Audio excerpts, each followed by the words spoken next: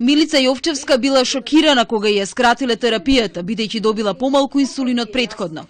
Според потврдата која била дадена на увид, пресметаното количество единици се доволни, иако во пракса тоа за неа значи по неколку пенкала помалку од двата лека кои ги користи.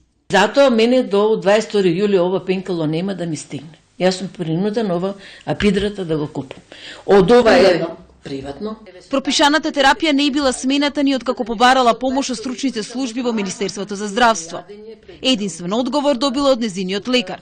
Она реално вика тоа ќе се соочуваме секој 4 месеца со овој проблем. Затоа што таму така им е наредено да редуцираат и да пресметуваат. Они единици више ковдека што се покажани, тоа не е стварната слика. Ова е според пациентите доказ дека наредбата за редуцирање доаѓа директно од надлежните институции кои на овој начин треба да заштедат со оглед на помалиот буџет обезбеден за последниот тендер.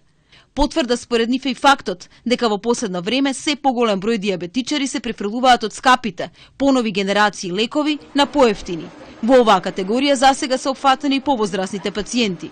Да го префрлите човек кој што нема доволно добра контрола на постар инсулин, на постарата генерација, значи вие му пресудувате што порано тој да го заврши животот.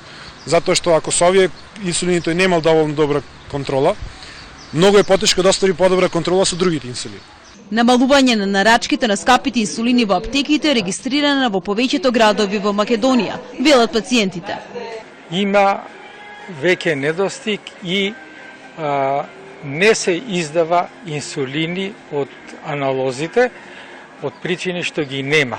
Првата пратка која треба да дојди и да се издава на граѓаните е после 5-те.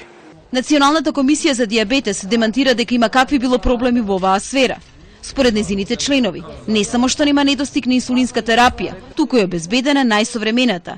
Според соопштението оттаму, комисијата врши евалуација дали докторите се придржуваат до стручните упатства за грижата за дијабетисот и по извршената евалуација укажува на јавните здравствени установи за потребните корекции при припишувањето инсулинска терапија со цел придржување кон стручните